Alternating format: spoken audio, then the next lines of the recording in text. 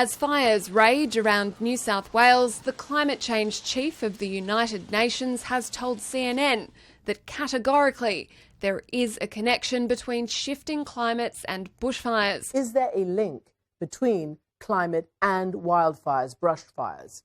Yes, there is, absolutely. Now, the WMO, the World Meteorological Organization, has not established the direct link between this wildfire and climate change yet.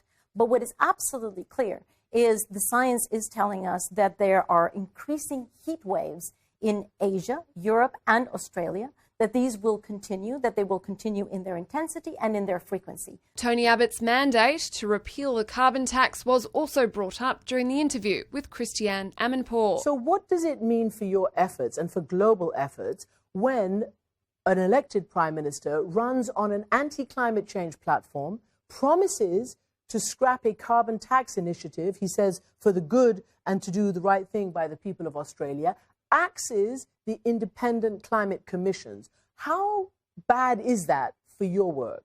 Well, what the new government in Australia has not done is it has not stepped away from its international commitment on climate change. So what they're struggling with now is not what are they going to do, but how are they going to get there? The climate change chief says she believes the Australian government and population will end up paying more than what the carbon tax costs in the long run. We are already, as you have just pointed out, we are really already paying the price of carbon.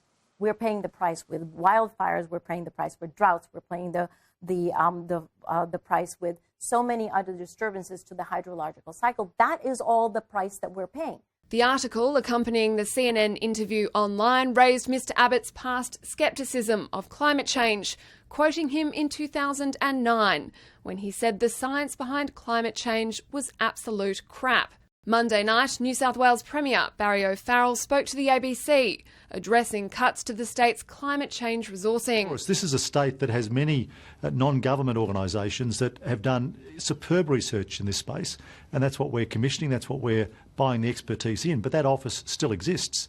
It just is that we believe that we can get better science using the universities and research centres than we could have in-house. Mr O'Farrell didn't deny the science of climate change meant bushfires were becoming more common, but said as a Premier he has to take practical action. And to retrofit communities in the Blue Mountains to make them safer was the hard part.